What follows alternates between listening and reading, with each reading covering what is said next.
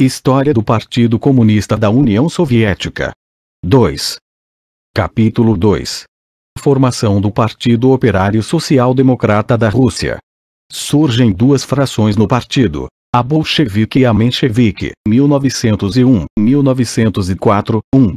Auge do movimento revolucionário na Rússia nos anos de 1901 a 1904. Em fins do século XIX, estalou na Europa uma crise industrial. Esta crise não tardou em estender-se também à Rússia. Durante os anos da crise, 1900 a 1903, fecharam-se 3.000 grandes e pequenas empresas. Mais de 100.000 operários foram lançados à rua. Os salários dos que continuaram trabalhando experimentaram uma brusca diminuição. Os capitalistas apressaram-se em revogar as insignificantes concessões que os operários lhes haviam arrancado à força de tenazes greves de caráter econômico. Porém, a crise industrial e o desemprego não paralisaram nem debilitaram o movimento operário. Longe disso, a luta dos operários começou a adquirir um caráter cada vez mais revolucionário.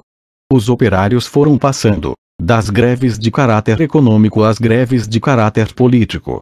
Por último, passaram à etapa das manifestações, formulando diversas reivindicações políticas em torno das liberdades democráticas e lançando a consigna de abaixo a autocracia czarista. A greve de maio de 1901 na fábrica de material de guerra Obukov, de Petersburgo, se converteu num choque sangrento entre os operários e a tropa. Os operários só podiam fazer frente aos destacamentos armados do czarismo com pedras e pedaços de ferro. Foi vencida a tenaz resistência dos operários, e após ela veio uma terrível repressão. Foram detidos cerca de 800 operários, muitos dos quais foram encarcerados e outros morreram na prisão. Porém, a heróica defesa de Obutinov exerceu uma grande influência sobre os operários da Rússia e despertou entre eles uma onda de simpatia. Em março de 1902, produziram-se as grandes greves e a manifestação dos operários de Batum, organizadas pelo Comitê Social Democrata daquela cidade. A manifestação de Batum pôs de pé os operários e as massas camponesas da Transcaucásia. No mesmo ano de 1902, desencadeou-se uma grande greve em Rostov sobre o Don. No princípio, só os ferroviários abandonaram o trabalho, porém depois se uniram a eles os operários de muitas fábricas. Esta greve levantou todos os operários de Rostov, e nos comícios organizados nos arredores da cidade durante vários dias se reuniram mais de 30.000 proletários. Nestes comícios liam-se em voz alta as proclamações social-democratas e diversos oradores faziam uso da palavra. Nem a polícia nem os cossacos eram suficientemente fortes para dispersar os muitos milhares de operários congregados naquelas assembleias. A polícia matou vários operários. No dia seguinte seu enterro se converteu numa imensa manifestação. O governo czarista viu-se obrigado a trazer tropas das guarnições vizinhas para poder esmagar a greve. A luta dos operários de Rostov foi dirigida pelo Comitê do Don do Pozdar. No ano de 1903, as greves assumiram proporções ainda maiores. Durante este ano produziram-se várias greves políticas de massas no sul, estendendo-se a toda a Transcaucásia, Baku, Tiflis, Batum, e as principais cidades da Ucrânia, Odessa, Kiev, Ekaterinoslav. As greves apresentavam um caráter cada vez mais tenaz e mais organizado. Ao contrário do que ocorrera em outras ações anteriores da classe operária, agora quase toda a luta política dos operários começava a ser dirigida por comitês social-democratas. A classe operária da Rússia se ia levantando na luta revolucionária contra o poder czarista. O movimento operário repercutia entre os camponeses. Na primavera e no verão de 1902, estalou um movimento camponês na Ucrânia, nas províncias de Poltava e Kharkov, e na região do Volga. Os camponeses incendiavam as propriedades senhoriais, se apoderavam das terras e matavam os zenski e nachalnik e latifundiários mais odiados. Enviaram-se contra os camponeses sublevados forças armadas que entraram a tiros nas aldeias. Centenas de camponeses foram detidos e os dirigentes e organizadores do movimento encarcerados, porém o movimento revolucionário camponês seguia sua marcha ascendente. A atuação revolucionária dos operários e camponeses indicava que na Rússia se estava gestando e se aproximava a revolução. Sob a influência da luta revolucionária dos operários, robusteceu-se também um movimento de oposição entre os estudantes. Como réplica às manifestações e às greves estudantis, o governo fechou as universidades, prendeu centenas de estudantes, e, por último, surgiu a ideia de mobilizar os estudantes rebeldes como soldados.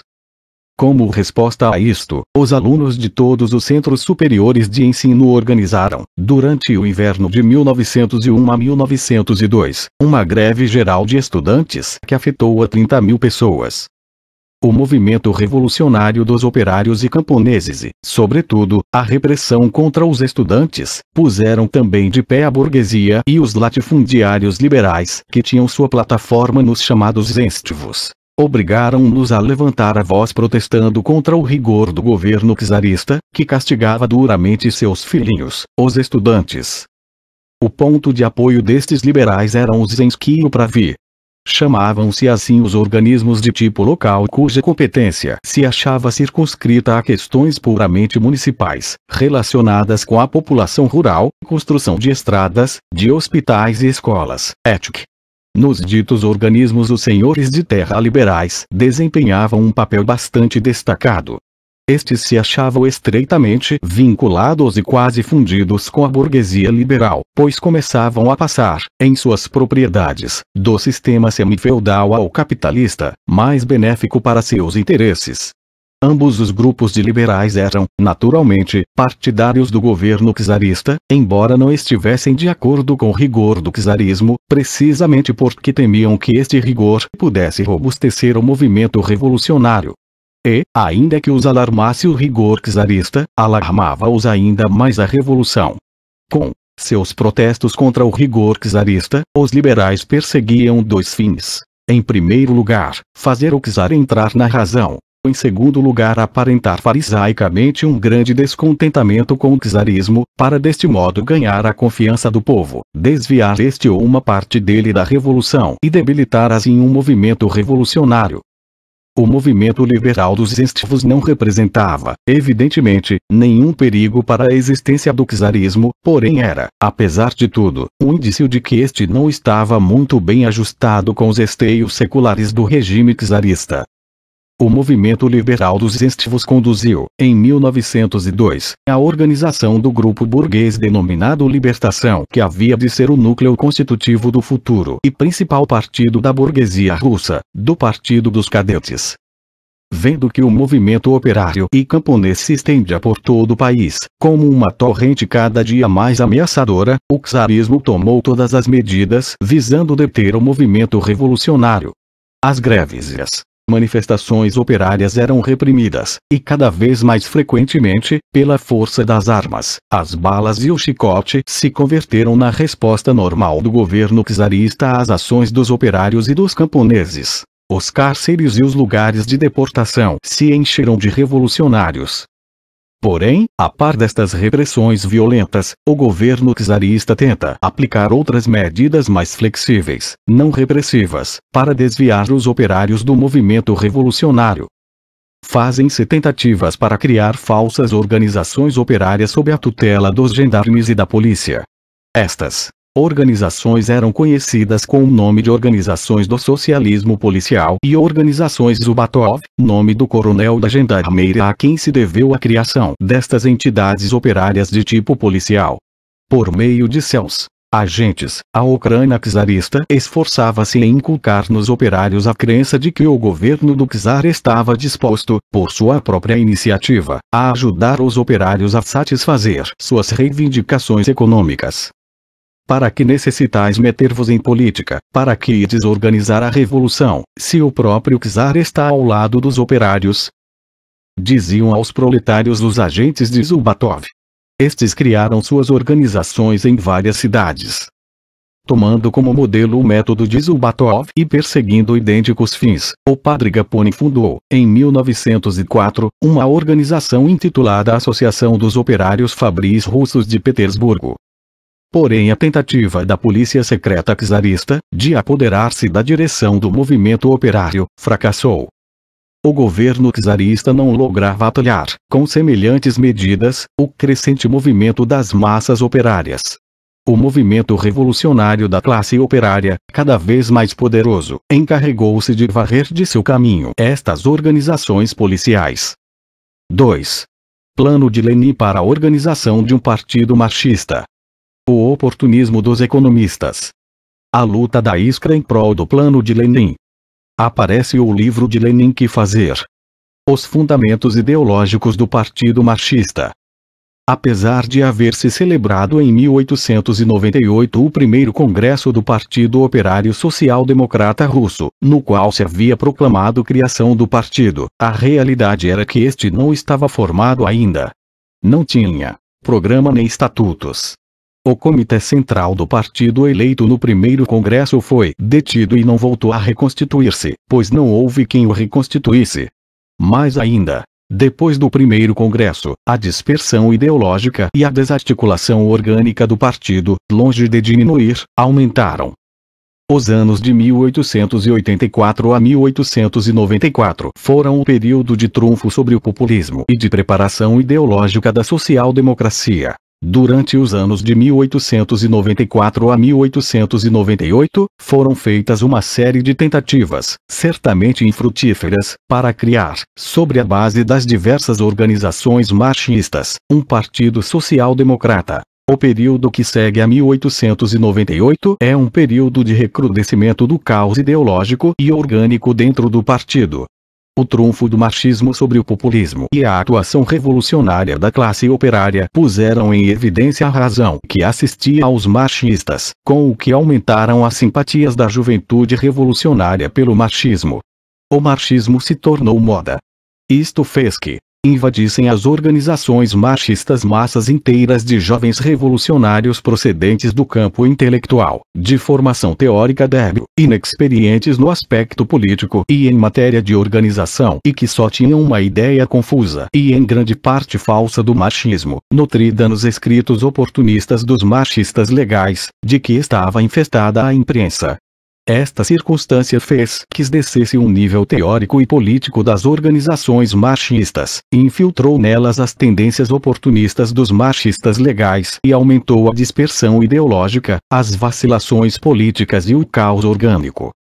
A marcha ascendente, cada vez mais acentuada, do movimento operário e a clara iminência da revolução, reclamavam a criação de um partido único e centralizado da classe operária, capaz de pôr-se à frente do movimento revolucionário. Porém, o estado em que se encontravam os órgãos de base do partido, os comitês locais, os grupos e os círculos, era tão pouco satisfatório, sua desarticulação orgânica e sua falta de unidade ideológica tão grandes, que a criação de semelhante partido oferecia dificuldades incríveis. Estas dificuldades não residiam somente no fato de ter que organizar o partido sob o fogo das cruéis perseguições do czarismo, que arrebatava das fileiras das organizações os melhores militantes, para mandá-los ao desterro, ou às prisões. Havia, além disso, outra dificuldade, e era que uma parte considerável dos comitês locais e de seus militantes não queria levantar a vista de seu pequeno trabalho prático local, não compreende o dano que a falta de uma unidade orgânica e ideológica do partido fazia. Estava acostumada ao fracionamento deste e ao caos ideológico dentro dele, e imaginava que era possível prescindir de um partido único e centralizado. Para criar um partido centralizado era preciso acabar com este atraso, com este estancamento e praticismo estreito dos órgãos locais. Porém ainda havia mais. Existia dentro do partido um grupo bastante numeroso de pessoas que tinha seus órgãos próprios na imprensa, na Rússia, Rabochaya Misso o pensamento operário, e, no estrangeiro Rabochei Dielo a causa operária, e que pretendia justificar teoricamente a desarticulação orgânica e a dispersão ideológica do partido, chegando inclusive, não poucas vezes, a elogiá-las, e considerando que a tarefa de criar um partido político único e centralizado da classe operária era uma tarefa desnecessária e artificial. Este grupo era o dos economistas e seus sequazes. A primeira coisa a fazer, para poder criar o partido político único do proletariado era acabar com os economistas. Lenin tomou a si esta tarefa e a organização do Partido da Classe Operária. Existiam diversos critérios acerca do problema de por onde devia começar-se a organizar o Partido Único da Classe Operária. Alguns entendiam que a organização do partido deveria começar pela convocação do segundo congresso deste, deixando que ele se encarregasse de unificar as organizações locais e de criar o partido. Lenin era contrário a esta opinião. A seu juízo, antes de convocar o Congresso era necessário esclarecer o problema dos fins e tarefas do partido, saber que classe de partido se pretendia organizar, deslindar ideologicamente os campos com os economistas, dizer ao partido, honrada e abertamente, que com respeito a seus fins e tarefas, existiam dois critérios distintos: o dos economistas e o dos social-democratas revolucionários, desencadear uma ampla campanha de propaganda na imprensa em prol das ideias da social-democracia revolucionária, do mesmo modo que os economistas a desenvolviam em prol das suas por intermédio de seus órgãos, dar às organizações locais a possibilidade de escolher, com plena consciência, entre estas duas correntes. Só depois de realizar este trabalho prévio, indispensável, se poderia convocar o Congresso do Partido. Lenin dizia, claramente, antes de unificar-se e para unificar-se é necessário começar por deslindar os campos de um modo resoluto e definido. Lenin, TX, página 378, ed. Russa. Eis aqui porque Lenin entendia que a organização do partido político da classe operária devia ter como ponto de partida a criação de um periódico político combativo, destinado a toda a Rússia, no qual se fizesse propaganda e agitação em prol das ideias da social-democracia revolucionária, e que a criação deste periódico tinha que ser o primeiro passo para a organização do partido. Em seu conhecido artigo intitulado Por onde começar, Lenin esboçava um plano concreto de organização do partido, que logo depois havia de desenvolver em seu célebre livro Que Fazer. A nosso juízo, dizia Lenin naquele artigo, o ponto de partida para a atuação, o primeiro passo prático para a criação da organização desejada, isto é, para dizer a criação do partido, nota da redação, e, finalmente, o fio fundamental a que teríamos que nos agarrar para desenvolver, aprofundar e ampliar inquebrantavelmente esta organização, deve ser a criação de um periódico político destinado a toda a Rússia. Sem este, não seria possível desenvolver de um modo sistemático uma propaganda e agitação, sólidos no plano dos princípios e extensivas a todos os aspectos, que são a tarefa constante e fundamental da social-democracia, agora e sempre que devem ser, sobretudo, a tarefa vital nos momentos atuais, em que o interesse pela política, pelos problemas do socialismo foi despertado nas mais extensas camadas da população. Lenin, TIV, página 110, ed. Russa. Lenin entendia que um jornal assim serviria de meio, não só para a coesão ideológica do partido, como também para a unificação orgânica das diversas organizações locais, formando um partido. A rede de camaradas, agentes e correspondentes deste jornal, que seriam ao mesmo tempo representantes das organizações locais, constituía o esqueleto em torno do qual se aglutinaria organicamente o partido. Pois, o periódico, dizia Lenin, não é só um propagandista e um agitador coletivo, como também um organizador coletivo. Esta rede de agentes, dizia Lenin no citado artigo, servirá de esqueleto precisamente para a organização de que necessitamos. Será suficientemente grande para abarcar todo o país, suficientemente vasta e variada para poder introduzir nela uma rigorosa e detalhada divisão do trabalho, suficientemente resistente para saber prosseguir inquebrantavelmente seu trabalho sob todas as circunstâncias e ante todas as viragens e situações inesperadas, suficientemente flexível para saber, de um lado, não aceitar as batalhas em campo aberto contra um inimigo perigoso por sua força esmagadora, quando concentre toda a sua força no ponto, porém sabendo, de outro lado, aproveitar-se da torpeza de movimentos deste inimigo e lançar-se sobre ele no lugar e no momento em que menos espere ser atacado. Obra citada, página 112. Eis aqui o que se queria que fosse o periódico Iskra. E, com efeito, a Iskra foi precisamente o periódico político que preparou a coesão ideológica e orgânica do partido em toda a Rússia. No que se refere à sua estrutura e composição, Lenin entendia que o partido devia constar de duas partes, 1. Um círculo reduzido de militantes, que formassem os quadros de direção fixos e no qual deviam entrar, fundamentalmente, os revolucionários profissionais, isto é, os militantes sem mais ocupação que o trabalho do partido e dotados do mínimo indispensável de conhecimentos teóricos, de experiência política, de capacidade de organização e de habilidade para lutar com a polícia czarista e escapulir dela. E 2. Uma extensa rede de organizações periféricas do partido, integradas por uma massa numerosíssima de filiados e rodeadas da simpatia e do apoio de centenas de milhares de trabalhadores. Eu afirmo, escrevia Lenin, que não pode haver um movimento revolucionário sólido sem uma organização de dirigentes estável e que assegure a continuidade. 2.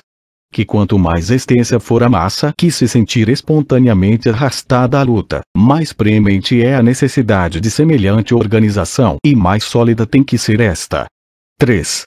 Que dita organização deve estar formada, fundamentalmente, por homens integrados profissionalmente nas atividades revolucionárias. 4. Que no país da autocracia, quanto mais restringirmos o contingente dos membros de uma organização deste tipo, até não incluir nela senão aqueles que se ocupem profissionalmente de atividades revolucionárias e que tenham já uma preparação profissional na arte de lutar com a polícia política, mais difícil será caçar esta organização. E 5. Tanto maior será o contingente de indivíduos da classe operária e das demais classes da sociedade que poderão participar no movimento e colaborar ativamente nele. Lenin, tomo 4, página 456, ed. Russa. Quanto ao caráter do partido que se tratava de criar e o seu papel em relação à classe operária, assim como quanto aos fins e tarefas do partido, Lenin entendia que este devia ser o destacamento de vanguarda da classe operária, a força dirigente do movimento operário, que unificasse e orientasse a luta de classe do proletariado. A meta final do partido havia de ser a derrubada do capitalismo e a instauração do socialismo. Sua meta imediata, derrubar o czarismo e implantar um regime democrático. E como a derrubada do capitalismo pressupunha a destruição do czarismo, o objetivo fundamental do partido, naquele momento concreto, consistia em pôr de pé a classe operária e todo o povo para a luta contra o czarismo, em desencadear um movimento revolucionário popular contra o czarismo e em derrubar o regime czarista, que era o primeiro e o grande obstáculo que se levantava no caminho para o socialismo. A história nos apresenta hoje, dizia Lenin, uma tarefa imediata, que, mais que em nenhum outro país, é a mais revolucionária de todas as tarefas imediatas do proletariado. A realização desta tarefa, a derrubada do mais poderoso baluarte, não somente da reação europeia, senão também, podemos dizer hoje, da reação asiática, converteria o proletariado russo na vanguarda do proletariado revolucionário internacional. Lenin, TIV, página 382, ed. Russa.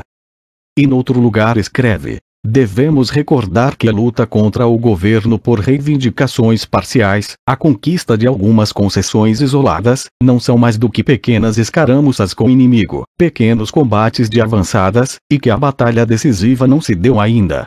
Diante de nós se levanta com todo o seu poder a fortaleza inimiga, da qual nos são feitas descargas que varrem nossos melhores combatentes. Temos que tomar esta fortaleza e a tomaremos, se soubermos unir num só partido, ao qual se somará o que houve na Rússia de vital e honrado, todas as forças do proletariado, que já abriu os olhos, e todas as forças revolucionárias russas. Só então se cumprirá a grande profecia do revolucionário operário russo Piotr Alexeyev. Levantar-se-á o braço vigoroso dos milhões de homens operários, e o jugo do despotismo, defendido pelas baionetas dos soldados, saltará em pedaços. Obra citada, página 59. Tal era o plano de Lenin para a criação do Partido da Classe Operária, dentro das condições da Rússia czarista autocrática. Os economistas não tardaram em romper o fogo contra o plano de Lenin. Afirmavam que a luta no plano político geral contra o czarismo era a incumbência de todas as classes e, sobretudo, da burguesia, e que não apresentava, portanto, nenhum interesse considerável para a classe operária, já que o que fundamentalmente interessava aos operários era a luta econômica contra os patrões pela elevação dos salários, a melhora das condições de trabalho, etc. Por conseguinte, os social-democratas não deviam indicar como tarefa imediata fundamental a luta política contra o czarismo, a derrubada do regime czarista, senão a organização da luta econômica dos operários contra os patrões e o governo, entendendo por luta econômica contra o governo a luta pelo aperfeiçoamento da legislação industrial. Os economistas asseguravam que por este meio podia dar-se à própria luta econômica um caráter político. Os economistas já não se atreviam a manifestar-se formalmente contra a necessidade de um partido político para a classe operária. Porém entendiam que este partido não devia ser a força dirigente do movimento operário, que não devia imiscuir-se no movimento espontâneo da classe operária, nem muito menos dirigi-lo, senão marchar à retaguarda dele, estudá-lo e tirar ensinamentos dele. Afirmavam do mesmo modo os economistas que o papel do elemento consciente no movimento operário, o papel organizador e orientador da consciência socialista, da teoria socialista, era insignificante ou pouco menos, que a social-democracia não devia elevar os operários ao nível da consciência socialista, senão, pelo contrário, descer e adaptar-se ao nível das camadas médias, inclusive das mais atrasadas da classe operária. Que a social-democracia não devia inculcar na classe operária uma consciência socialista, senão esperar que o próprio movimento espontâneo da classe operária forjasse nela uma consciência socialista por suas próprias forças. Quanto ao plano orgânico de estruturação do partido, traçado por Lenin, consideravam-no como uma espécie de coação a que se pretendia submeter o movimento espontâneo. Nas páginas da Iskra e, sobretudo, em seu célebre livro Que Fazer, Lenin se lançou contra esta filosofia oportunista do economismo e dela não deixou pedra sobre pedra. 1. Lenin assinala que desviar a classe operária da luta política geral contra o czarismo, reduzindo sua missão à luta econômica contra os patrões e o governo e deixando de pé e indenizar um e outros, significava condenar os operários à eterna escravidão. A luta econômica dos operários contra os patrões e o governo é uma luta de tipo trabalhista por lograr melhores condições de venda da força de trabalho aos capitalistas, porém os operários não querem lutar somente para melhorar as condições de venda de sua força de trabalho, senão que querem lutar também para destruir o próprio sistema capitalista, que os condena à necessidade de vender aos capitalistas sua força de trabalho e de se submeter à exploração. Pois bem, os operários não poderão desenvolver a luta contra o capitalismo, não poderão desenvolver a luta pelo socialismo, enquanto o czarismo, que é um cão de fila do capitalismo, se elevar no caminho do movimento operário. Por isso, a tarefa mais urgente do partido e da classe operária consiste em afastar o czarismo, desembaraçando com isso o caminho para o socialismo. 2. Lenin assinalou que exaltar o processo espontâneo do movimento operário e negar o papel dirigente do partido, reduzindo sua missão a de mero registrador dos acontecimentos, significava pregar o seguidismo e ir a reboque dos acontecimentos, pregar que o partido devia marchar à retaguarda do processo espontâneo, converter-se numa força passiva do movimento, apta somente para contemplar o processo espontâneo e abandonar-se a seu desenvolvimento automático.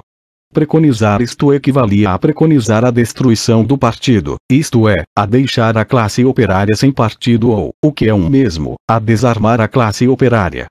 E desarmar a classe operária no momento em que se levantavam diante dela inimigos tão poderosos como o czarismo, armado com todos os meios de luta, e a burguesia, organizada à moderna e dotada de seu próprio partido que a dirigia na luta contra a classe operária, equivalia a trair o proletariado.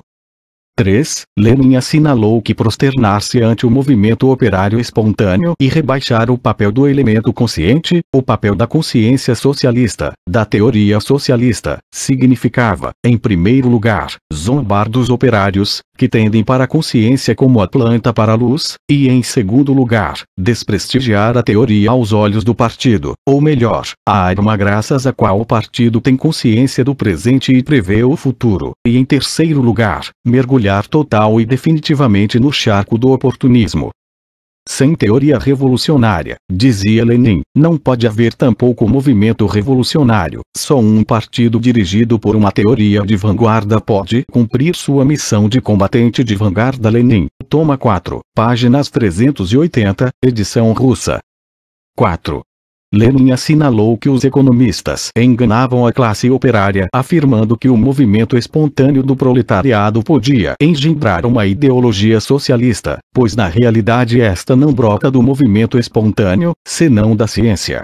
Negando a necessidade de inculcar na classe operária uma consciência socialista, os economistas aplanavam o caminho à ideologia burguesa, ajudando a infiltrar-se, a penetrar na classe operária, e por conseguinte, enterravam a ideia da fusão do movimento operário com o socialismo e prestavam um serviço à burguesia. Tudo que seja prosternar-se ante o movimento operário espontâneo, dizia Lenin, tudo que seja rebaixar a importância do elemento consciente, a importância da social-democracia, equivale, inteiramente independente da vontade de quem o faz, a fortalecer a influência da ideologia burguesa sobre os operários. Obra citada, página 390. E mais adiante. Início da citação. O problema se apresenta somente assim. Ideologia burguesa ou ideologia socialista. Não há meio termo, por isso, tudo que seja rebaixar a ideologia socialista, tudo que seja afastar-se dela, equivale a fortalecer a ideologia burguesa. Fim da citação. Obra citada, páginas 391, 398. 5. Resumindo todos estes erros dos economistas, Lenin chegou à conclusão de que o que eles aspiravam não era criar o Partido da Revolução Social, que emancipasse do capitalismo a classe operária, senão um partido de reformas sociais, cuja premissa era a manutenção da dominação do capitalismo, que, portanto, os economistas eram reformistas que atraiçoavam os interesses fundamentais do proletariado. 6. Finalmente, Lenin assinalou que o economismo não brotara na Rússia por azar, senão que seus mantenedores eram o veículo da influência burguesa sobre a classe operária e que seus aliados nos partidos social-democratas dos países ocidentais eram os revisionistas, os adeptos do oportunista Bernstein.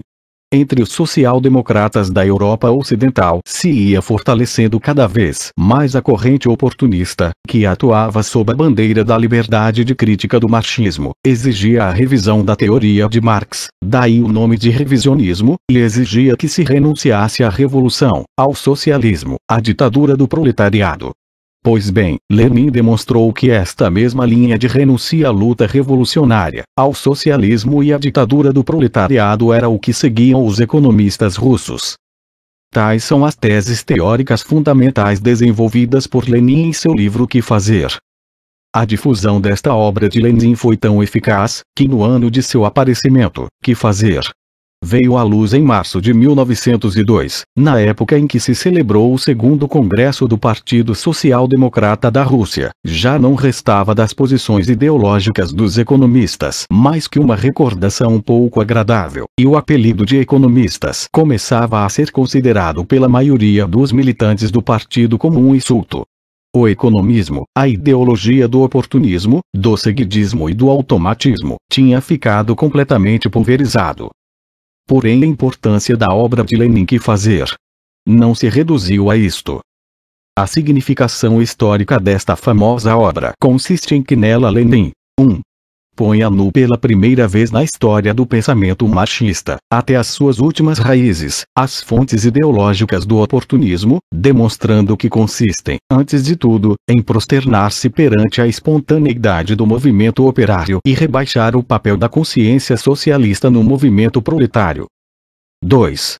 reivindicou em todo seu valor a importância da teoria, do elemento consciente, do partido, como força revolucionária e dirigente do movimento operário espontâneo.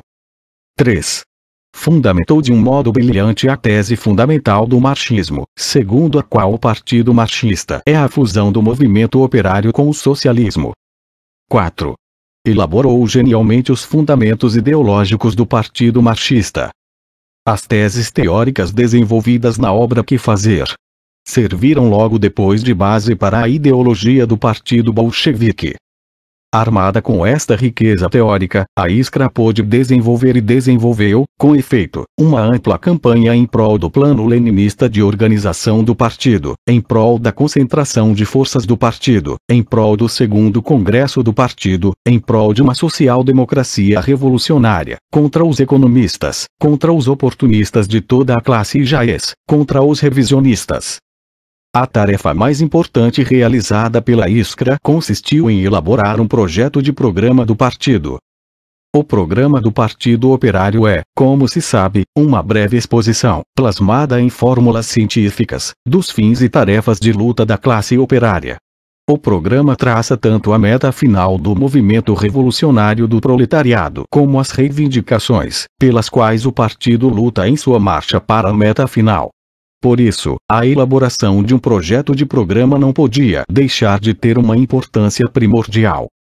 Durante a elaboração do projeto do programa surgiram, no seio da redação da Iskra, sérias divergências entre Lenin e Plekhanov, assim como entre Lenin e os demais redatores. Estas divergências e dissensões estiveram a ponto de conduzir a uma ruptura completa entre Lenin e Plekhanov. Porém, a ruptura não chegou a produzir-se por aquela época. Lenin logrou que no projeto de programa se fizesse figurar o ponto importantíssimo da ditadura do proletariado e se proclamasse de um modo terminante o papel dirigente da classe operária na revolução. Obra de Lenin era também toda a parte agrária do partido. Lenin já era então partidário da nacionalização da terra, ainda que na primeira etapa da luta reputasse necessário lançar a consigna da devolução dos camponeses arrebatados pelos latifundiários no momento de sua emancipação. Plekhanov, em troca, se manifestava contra a nacionalização da terra. As divergências entre Lenin e Plekhanov em torno do programa do partido já eram uma antecipação da delimitação de campos que mais adiante havia de se traçar entre os bolcheviques e os mencheviques. 3. O segundo Congresso do Partido Operário Social-Democrata da Rússia. São aprovados o programa e os estatutos, e se cria o Partido Único. Divergências no Congresso e aparecimento de duas tendências dentro do partido, a bolchevique e a menchevique. O trunfo dos princípios de Lenin e a luta eficaz da Iskra em prol do plano leninista de organização foram, pois, preparando todas as condições fundamentais, necessárias, para criar o partido, ou como se dizia naquela época, o verdadeiro partido. A tendência da Iskra triunfou entre as organizações social-democratas da Rússia. Agora já se podia convocar o segundo congresso do partido. Este congresso iniciou suas tarefas a 17-30 de julho de 1903. Teve que se reunir clandestinamente no estrangeiro. As primeiras sessões se celebraram em Bruxelas.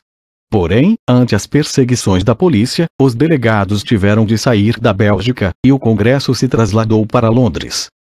Assistiram a ele 43 delegados, representando 26 organizações. Cada comitê tinha direito a enviar ao Congresso 2 delegados, porém alguns só enviaram 1. Assim se explica que os 43 delegados representassem 51 votos. A tarefa fundamental deste consistia.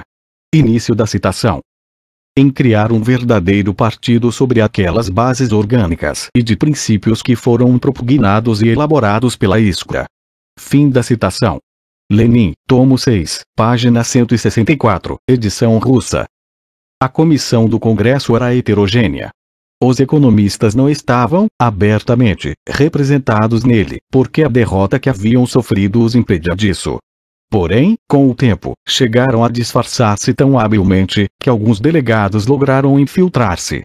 Ademais, os delegados do Bund só de palavra se diferenciavam dos economistas, pois na realidade estavam de acordo com eles. Portanto, neste congresso não tomaram parte somente os adeptos do Iskra, mas também seus adversários. Os iskristas eram 83, isto é, a maioria.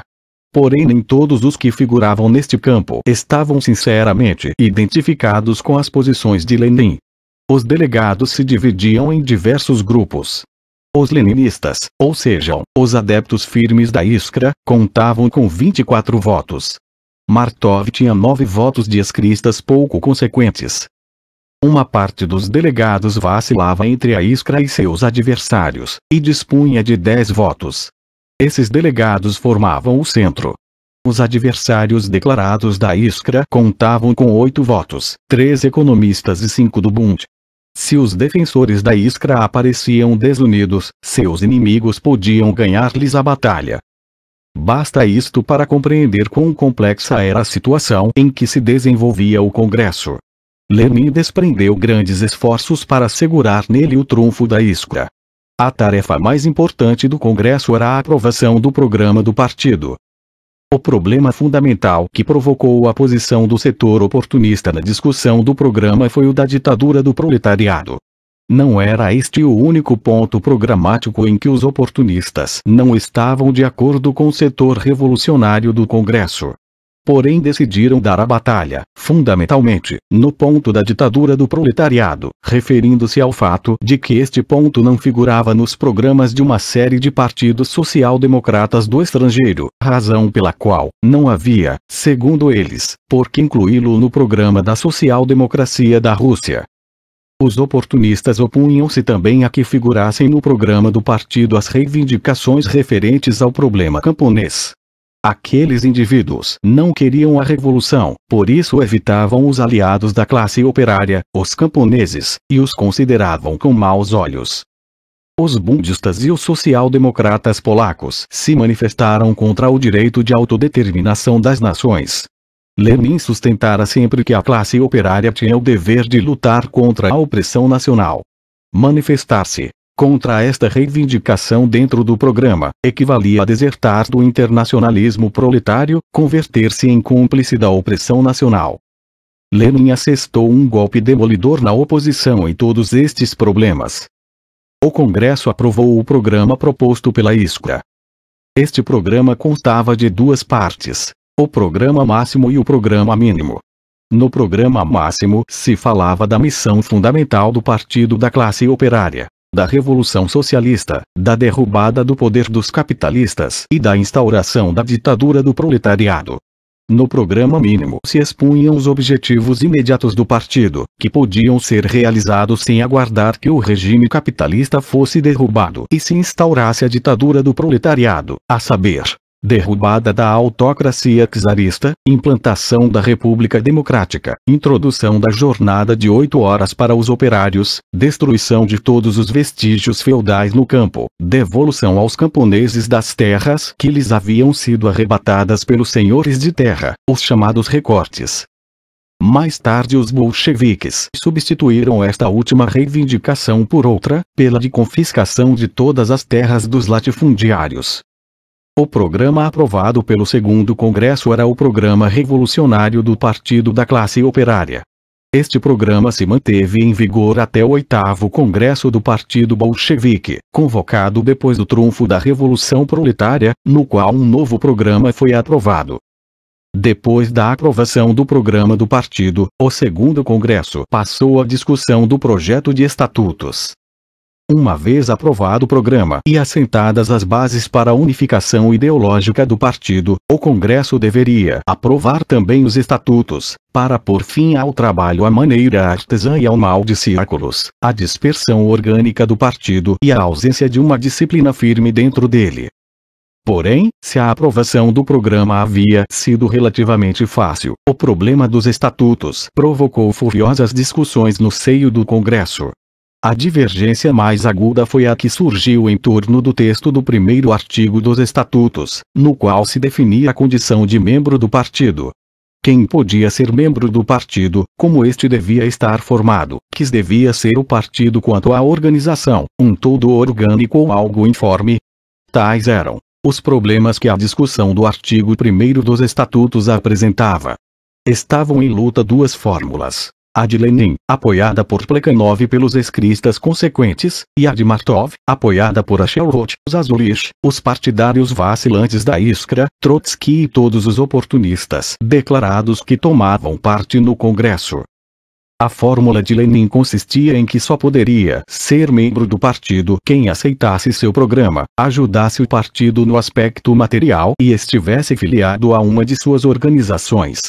A fórmula de Martov, ainda considerando como condições necessárias em todo membro do partido o reconhecimento do programa e a ajuda material àquele, não reputava requisito indispensável o fato de tomar parte numa organização do partido, por entender que se podia ser membro deste sem estar filiado a nenhuma de suas organizações. Lenin considerava o partido como um destacamento organizado, cujos membros não se somam por si mesmos ao partido, senão que são admitidos por uma de suas organizações, submetendo-se com isso à disciplina do partido, enquanto que Martov via nele, do ponto de vista orgânico, uma entidade informe cujos membros se somavam por si mesmos ao partido e não se achavam, portanto, sujeitos à sua disciplina, já que não ingressavam em nenhuma de suas organizações. A fórmula de Martov, diferentemente da de Lenin, abria, de par em par as portas do partido aos elementos vacilantes não proletários. Em vésperas da Revolução Democrático-Burguesa havia, entre os intelectuais da burguesia, homens desta classe que simpatizavam momentaneamente com a Revolução. Estes homens podiam, de vez em quando, prestar, inclusive, certos serviços ao partido. Porém não se prestavam a entrar na organização, a submeter-se à disciplina do partido, a cumprir suas tarefas, nem se exporiam aos perigos que isto acarretava. Era esta classe de indivíduos que Martov e outros mencheviques propunham que fossem considerados como filiados ao partido, dando-lhes o direito e a possibilidade de influir nos assuntos do partido. Chegavam, inclusive, a propor que qualquer grevista tivesse direito a considerar-se como membro do partido, apesar de que nas greves tomavam parte também elementos não socialistas, anarquistas e social-revolucionários. Em vez de um partido monolítico e combativo, claramente organizado, pelo qual lutavam Lenin e os leninistas no Congresso, os martovistas queriam um partido heterogêneo, difuso e informe, que não podia jamais ser um partido combativo, ainda que só fosse em virtude de sua heterogeneidade, e porque jamais poderia possuir uma rígida disciplina. A deserção dos escristas vacilantes, que deixaram sós os partidários consequentes da Iskra para aliar-se com os delegados do centro, e o reforço dos oportunistas descarados, deram a Martov a superioridade numérica neste problema. O Congresso, por 28 votos contra 22 e uma abstenção, aprovou o artigo 1º dos Estatutos com o texto proposto por Martov. Depois da cisão dos escristas por causa do artigo 1º dos Estatutos, acentuou-se ainda mais a luta dentro do Congresso. Este se aproximava do ponto final, a eleição dos organismos de direção do partido, redação do órgão central do partido, a Iskra, e Comitê Central. Porém, antes de chegar a este último ponto da ordem do dia, produziram-se no Congresso alguns fatos que fizeram mudar a correlação de forças estabelecida. Em relação com os estatutos, o Congresso teve de tratar do Bund. Este pretendia ocupar uma situação especial dentro do partido. Exigia que fosse reconhecido como a única representação dos operários judeus da Rússia. Aceder a este pedido equivalia a cindir os operários, dentro das organizações do partido, de acordo com sua nacionalidade, renunciando à existência de organizações únicas de classe do proletariado segundo o princípio territorial. O Congresso rechaçou o nacionalismo do Bund como base de organização política. Em vista disto, os bundistas se retiraram. Retiraram-se também 2 economistas, quando o Congresso se negou a reconhecer o agrupamento organizado por eles no estrangeiro como representação do partido fora da Rússia. A retirada destes 7 oportunistas do Congresso fez com que a correlação de forças se alterasse em favor dos leninistas. O problema da composição dos organismos centrais do partido ocupou o centro da atenção de Lenin desde o primeiro momento. Lenin considerava necessário levar ao Comitê Central revolucionários firmes e consequentes. Os martovistas lutavam por dar aos elementos vacilantes, oportunistas, o predomínio dentro daquele organismo. A maioria do Congresso se colocou neste ponto ao lado de Lenin. O Comitê Central ficou integrado por leninistas. Por proposta de Lenin, foram eleitos para a redação da Iskra, Lenin, Plekhanov e Martov. Este exigiu que os 6 antigos redatores da Iskra, a maioria dos quais eram martovistas, fossem reeleitos para a redação do jornal. O Congresso rechaçou por maioria de votos esta proposta, sendo eleitos os 3 redatores, propostos por Lenin. Em vista disto, Martov demitiu-se da redação do jornal. Portanto, as resoluções tomadas pelo Congresso quanto à formação dos organismos centrais do partido aprofundaram a derrota dos martovistas e deram o trunfo aos partidários de Lenin. Desde então, os partidários de Lenin, que obtiveram maioria de votos no Congresso, na eleição dos organismos centrais, começaram a ser chamados bolchevistas e seus adversários, que ficaram em minoria, mencheviques. Resumindo as tarefas do segundo Congresso do partido, chegamos às seguintes conclusões. 1. O Congresso garantiu a vitória do marxismo sobre o economismo, sobre o oportunismo declarado. 2. Aprovou o programa e os estatutos do partido, criou o Partido Social Democrata e, com ele, o marco para um partido único. 3. Pôs à nu a existência de graves divergências no que se refere à organização, divergências que dividiram o partido em 2 campos, o dos bolcheviques e o dos mencheviques, os primeiros dos quais defendiam os princípios de organização da social-democracia revolucionária, enquanto que os segundos se afundavam no charco da difusão orgânica, no charco do oportunismo. 4. Salientou que a vaga dos antigos oportunistas, já derrotados pelo partido, a vaga dos economistas, começava a ser ocupada dentro do partido por novos oportunistas, os mencheviques. 5. O Congresso não se mostrou à altura de sua missão no tocante aos problemas de organização, deu provas de vacilações, inclusive, chegando, às vezes, a dar predomínio aos mencheviques. E ainda que para o final se corrigiu, não soube, não já desmascarar o oportunismo dos mencheviques nos problemas de organização e de isolá-los dentro do partido, mas nem sequer apresentar perante este semelhante tarefa. Esta última circunstância foi uma das causas fundamentais porque a luta entre os bolcheviques e os mencheviques, longe de aplacar-se depois do segundo Congresso, recrudescesse ainda mais. 4. Meneios divisionistas dos líderes mencheviques e aguçamento da luta dentro do partido depois do segundo Congresso. O oportunismo dos mencheviques. O livro de Lenin: um passo adiante, 2 passos atrás. Bases para a organização do Partido Marxista. Depois do segundo Congresso, a luta dentro do partido se acentuou ainda mais.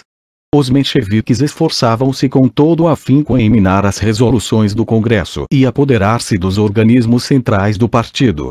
Exigiam que se incorporassem à redação da Iskra e ao Comitê Central o número de representantes seus necessários para ser maioria na redação do jornal e a paridade com os bolcheviques no Comitê Central. Os bolcheviques rechaçaram esta exigência, que transgredia as resoluções explícitas do Congresso. Em vista disto, os mencheviques criaram, às escondidas do partido e hostil ao mesmo, sua própria organização fracionista, a cuja frente se achavam Martov, Trotsky e Axelrod, e se rebelaram, segundo frase de Martov, contra o leninismo. Escolheram como método de luta contra o partido a desorganização de todo o trabalho do partido, sabotando, entorpecendo em tudo o que podiam. Palavras de Lenin. Entrincheiraram-se na Liga Estrangeira dos social-democratas russos, cujos 90% dos componentes eram intelectuais emigrados, desligados de toda a atuação prática na Rússia, e começaram a hostilizar dali o partido, Lenin e os leninistas. Plekhanov ajudou consideravelmente os mencheviques. No segundo Congresso, havia marchado de acordo com Lenin, porém depois se deixou assustar pelos mencheviques com a ameaça da cisão e decidiu reconciliar-se a todo custo com eles. O peso de seus velhos erros oportunistas o arrastava ao campo menchevique. Não tardou em converter-se, de conciliador com os mencheviques oportunistas, em mais um menchevique. Exigiu que fossem incorporados à redação da Iskra todos os antigos redatores mencheviques, rechaçados pelo Congresso. E como Lenin não podia, naturalmente, concordar com isto. Saiu da redação do jornal para fortalecer-se no comitê central do partido e daí derrotar os oportunistas. Plekhanov, por si perante si mesmo infringindo a vontade do Congresso, incorporou à redação da Iskra os redactores mencheviques que tinham sido eliminados dela. Desde este momento, a partir do número 52, os mencheviques converteram o jornal em seu órgão e começaram a pregar por intermédio dele suas ideias oportunistas. Desde então se estabeleceu, dentro do partido, o costume de chamar a velha Iskra, a Iskra leninista, bolchevique, e a nova Iskra, menchevique, oportunista. Ao passar às mãos dos mencheviques, a Iskra se converteu em órgão de luta contra Lenin e os bolcheviques, em órgão de propaganda do oportunismo menchevique, sobretudo, no tocante aos problemas de organização. Os mencheviques, coligados com os economistas e os budistas, abriram, das colunas da Iskra, uma campanha contra o leninismo como eles o chamavam. Plekhanov, na impossibilidade de manter à margem suas posições conciliadoras, se juntou também à campanha, ao cabo de algum tempo. Tampouco podia ser de outro modo, segundo a lógica das coisas. Quem desce ao terreno da conciliação com os oportunistas, acaba afundando-se no oportunismo. Das colunas da nova Iskra choviam em grosso artigos e declarações, sustentando que o partido não devia ser um todo orgânico, que devia admitir a existência, dentro de suas fileiras, de grupos e indivíduos livres, não sujeitos a disciplinadas resoluções de seus órgãos. Que se devia permitir a todo intelectual simpatizante com o partido, a qualquer grevista e a qualquer manifestante considerar-se como membro do partido. Que exigir que os filiados se submetessem a todas as resoluções do partido era focalizar o assunto de um modo formal e burocrático. Que impor a submissão da minoria à maioria era sufocar mecanicamente a vontade dos membros do partido. Que pretender que todos os filiados, tanto os dirigentes como os militantes de fileiras, se submetessem por igual à disciplina do partido, equivalia a instaurar dentro deste um regime feudal.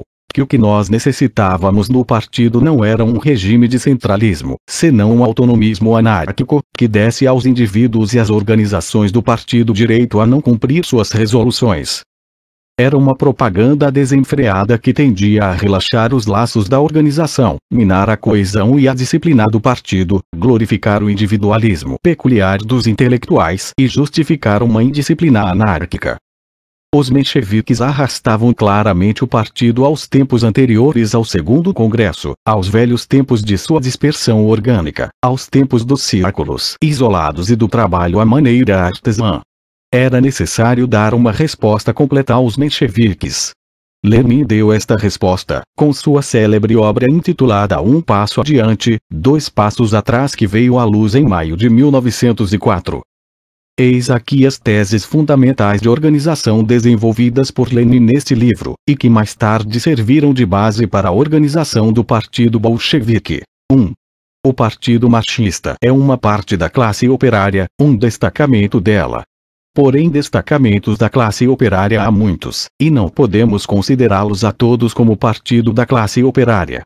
O partido se distingue de outros destacamentos da classe operária antes de tudo, em que não é um destacamento puro e simples, senão um destacamento de vanguarda, um destacamento consciente, um destacamento marxista, da classe operária, armado com o conhecimento da vida social, com o conhecimento das leis que regem o desenvolvimento da vida social, com o conhecimento das leis da luta de classes, o que o capacita para conduzir a classe operária e dirigir sua luta.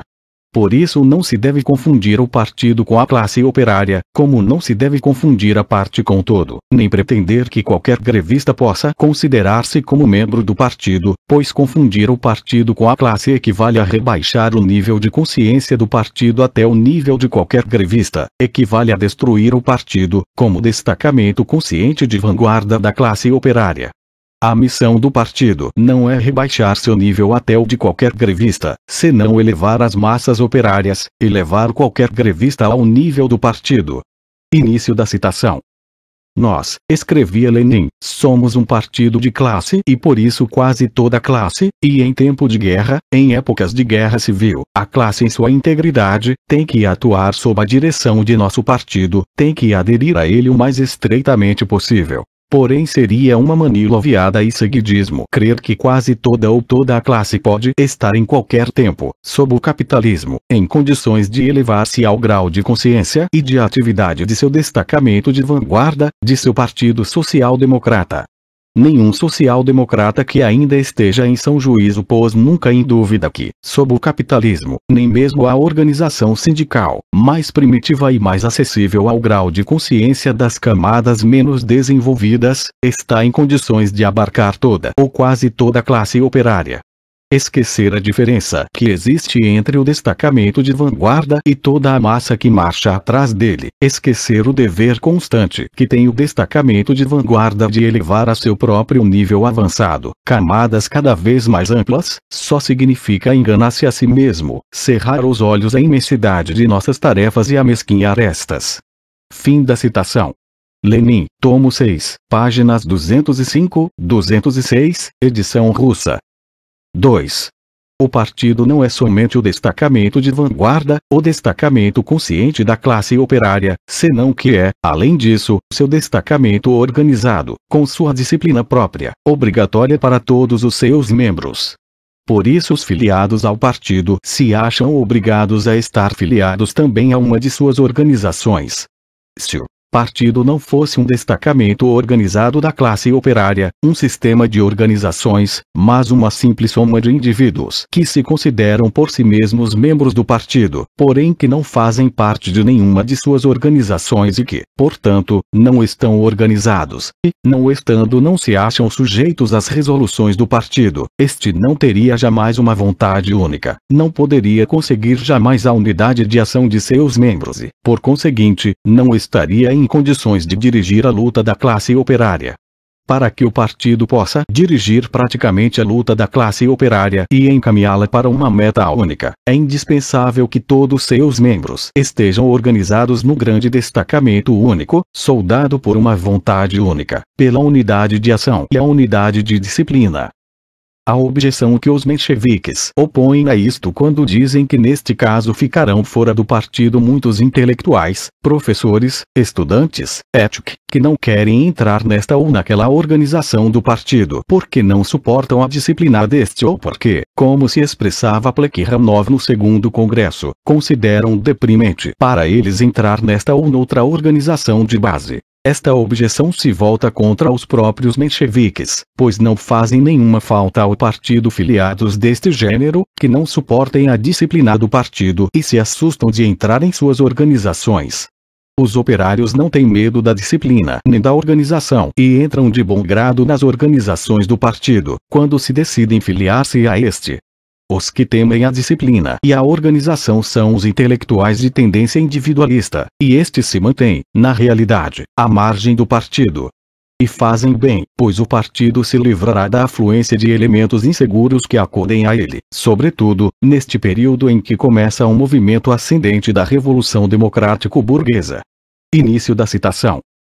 Quando digo, escreve Lenin, que o partido deve ser uma soma, não uma soma simplesmente aritmética, senão um complexo de organizações, expresso de um modo perfeitamente claro e preciso meu desejo, minha exigência de que o partido, como destacamento de vanguarda, da classe operária, reúna o máximo de organização possível e só acolha em seu seio aqueles elementos que admitam, pelo menos, um grau mínimo de organizações.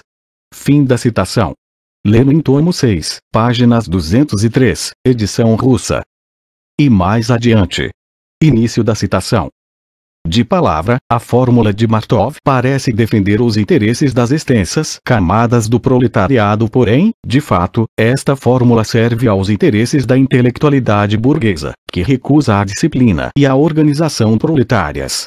Ninguém se atreverá a negar que a intelectualidade, como uma camada especial dentro das sociedades capitalistas contemporâneas, se caracteriza, em conjunto, precisamente por seu individualismo e por sua inadaptabilidade à disciplina e à organização. Fim da citação. Obra citada, página 212. E noutro lugar. Início da citação. O proletariado não teme a organização nem a disciplina, e não vai preocupar-se de que os senhores professores e estudantes, que não querem entrar em nenhuma organização, sejam considerados como membros do partido porque trabalham sob o controle de suas organizações. Não é o proletariado, mas são alguns intelectuais enquadrados em nosso partido, os que sofrem de falta de educação própria em matéria de organização e disciplina. Fim da citação. Obra citada, página 307. 3. O partido não é um destacamento organizado puro e simples, senão a forma mais alta de organização, entre todas as da classe operária, a chamada a dirigir todas as demais organizações do proletariado. O partido, como a forma mais alta de organização, composta dos melhores homens da classe operária, armados com uma teoria de vanguarda, com o conhecimento das leis da luta de classes e a experiência do movimento revolucionário, conta com todas as possibilidades para dirigir, como está obrigado a fazê-lo, todas as demais organizações da classe operária. A tendência dos mencheviques a diminuir e rebaixar o papel dirigente do partido conduz a debilitar todas as demais organizações do proletariado, dirigidas por ele, consequentemente, a debilitar e desarmar o proletariado, pois este não dispõe, em sua luta pelo poder, de outra arma que a organização. Lenin, tomo 6, página 328, edição russa. 4. O partido é a encarnação dos vínculos que unem o destacamento de vanguarda da classe operária com as massas de milhões de homens do proletariado. Ainda que o partido fosse um melhor destacamento de vanguarda e se achasse magnificamente organizado, não poderia viver nem desenvolver-se sem ter vínculos de união com as massas, sem partido, sem multiplicar e garantir esses vínculos. Um partido em si mesmo, isolado das massas, perdidos seus vínculos ou com vínculos débeis que unam a sua classe, tem necessariamente que perder a confiança e o apoio das massas e se acha, portanto, inevitavelmente, condenado a perecer. Para poder viver com plenitude e desenvolver-se, o partido tem que multiplicar seus vínculos com as massas e conquistar a confiança das massas de milhões de homens de sua classe. Para ser um partido social-democrata, dizia Lenin, é preciso conquistar o apoio da classe propriamente. Obra citada, página 208. 5. Para funcionar bem e dirigir as massas de acordo com um plano, o partido deve estar organizado sobre a base do centralismo, com estatutos únicos, com uma disciplina de partido igual para todos, com um só órgão de direção à frente, a saber, o Congresso do Partido, nos intervalos entre Congresso e Congresso, o Comitê Central, com a submissão da minoria à maioria, das diferentes organizações aos organismos centrais, e das organizações inferiores às superiores. Sem ajustar-se a estas condições, o partido da classe operária não pode ser verdadeiro partido, nem cumprir com seus deveres de direção do proletariado.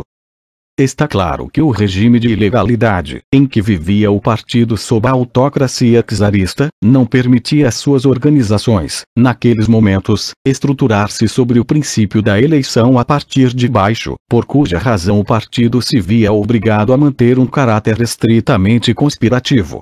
Porém Lenin entendia que isto era, na vida de nosso partido, uma situação passageira, que desaparecia no dia seguinte à derrubada do czarismo, e então o partido começaria a atuar abertamente, dentro da legalidade, e suas organizações se estruturariam sobre a base da eleição democrática, sobre a base do centralismo democrático. Início da citação. Antes, escrevia Lenin, nosso partido não era uma unidade formalmente organizada, senão simplesmente uma soma de grupos privados, razão pela qual não existia nem podia existir entre eles mais relação que a da influência ideológica. Agora já somos um partido organizado, e isto inclui a criação de uma autoridade, a transformação do prestígio da ideia em prestígio da autoridade, a submissão dos organismos inferiores aos organismos superiores do partido. Fim a citação. Lenin, tomo 6, página 291, edição russa. Acusando os mencheviques de niilismo em matéria de organização e de anarquismo senhorial, ao não admitir sobre suas pessoas a autoridade do partido e sua disciplina, Lenin dizia. Início da citação. Este anarquismo senhorial é muito peculiar do niilista russo.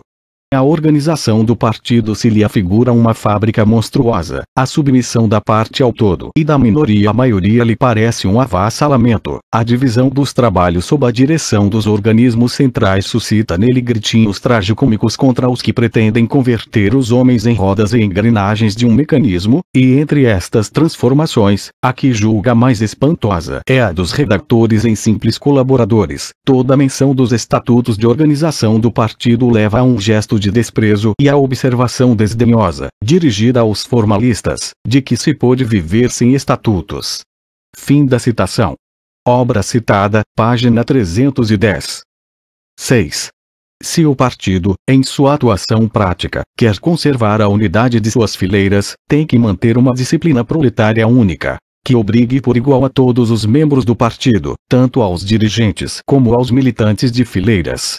Por isso, no partido não podem fazer-se distinções entre pessoas seletas, as quais não é obrigada a disciplinar do partido, e pessoas do monturo, obrigadas a se submeter a ela. Sem uma disciplina única e igual para todos, não se poderá manter a integridade do partido e a unidade dentro de suas fileiras. Início da citação. A carência total, por parte de Martov-Cia, de argumentos razoáveis contra a redação nomeada pelo Congresso, ilustra melhor que nada, diz Lenin, sua frasezinha de nós não somos servos. Nesta frase transparece com notável nitidez a psicologia do intelectual burguês, que crê estar por cima da organização e da disciplina das massas, que se considera um espírito seleto. Para o individualismo intelectual, toda organização e toda disciplina proletárias são um avassalamento feudal. Fim da citação. Lenin, tomo 6, página 282, edição russa. E mais adiante. Início da citação.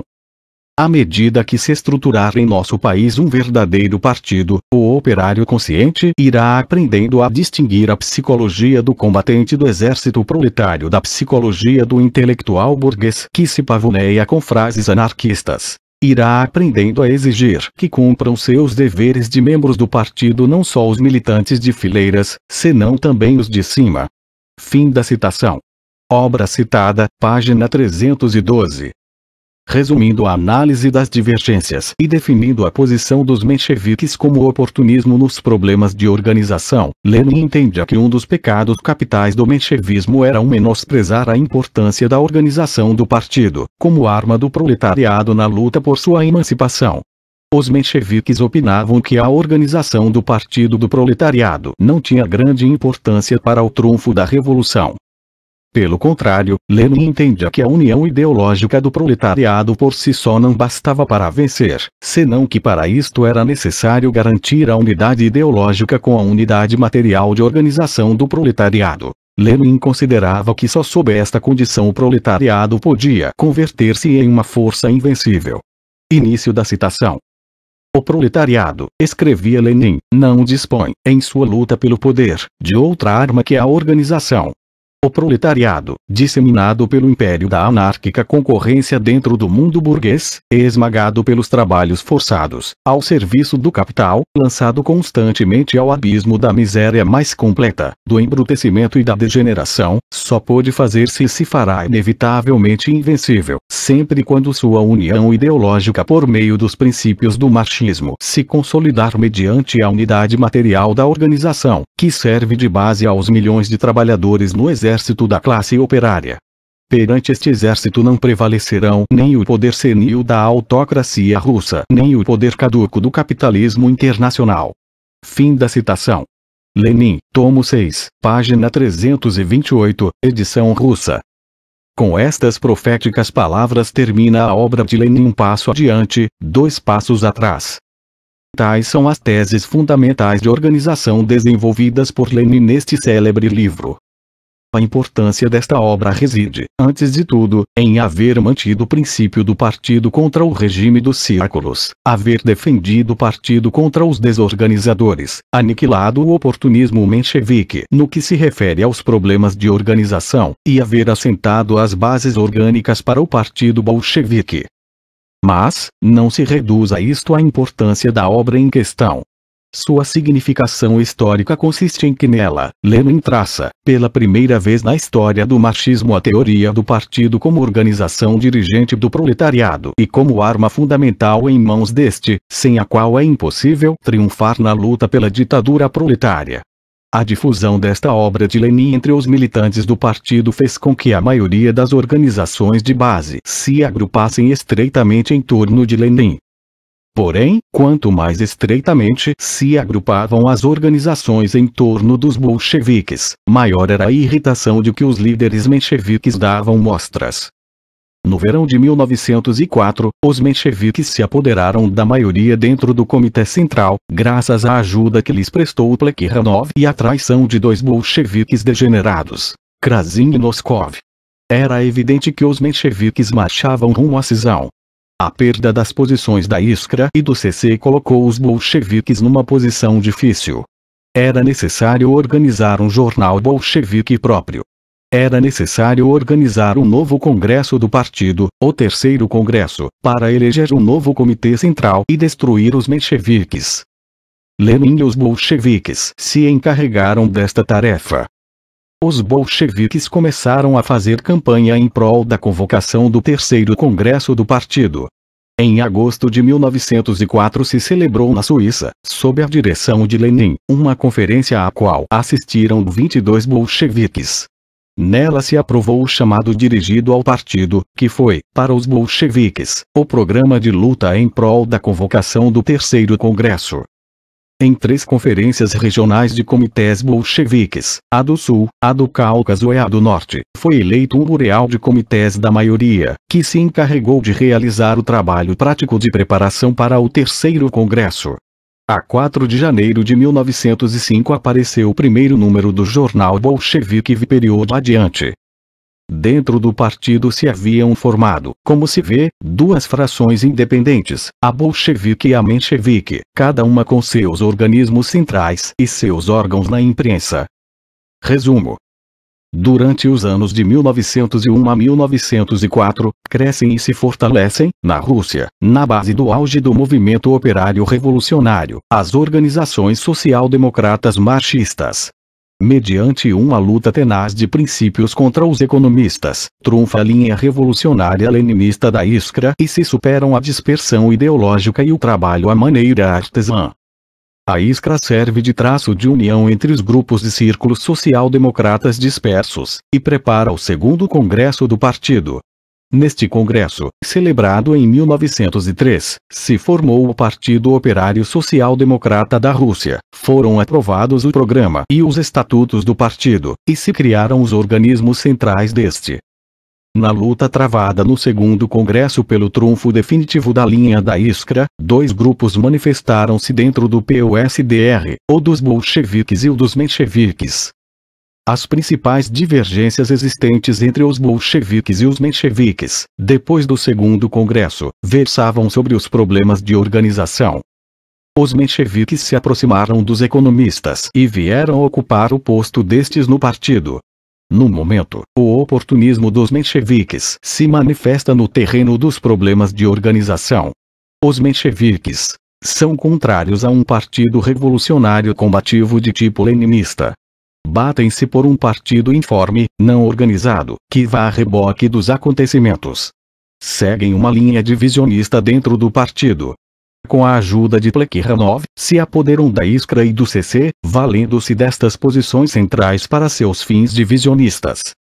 Ante a ameaça de uma cisão por parte dos mencheviques, os bolcheviques tomam medidas para cerrar a passagem aos divisionistas, mobilizam as organizações de base em prol da convocação do terceiro congresso, e editam um jornal próprio, intitulado Period. Portanto, em vésperas da primeira Revolução Russa e já nos começos da Guerra Russo-Japonesa, os bolcheviques e os mencheviques aparecem como 2 grupos políticos independentes um do outro.